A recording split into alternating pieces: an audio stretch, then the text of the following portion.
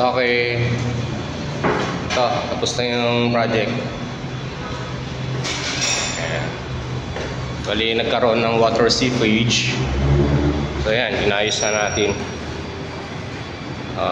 Yung problema sa pintura, naayos na rin. Okay. Ito na.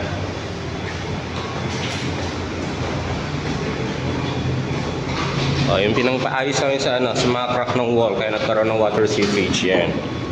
Concrete epoxy LV. Ayan. Pagkatapos yung nilihan namin, pinayuran ng masonry putty. Tapos na tayo, primer tayo na Acritex. Ayan, Acritex primer.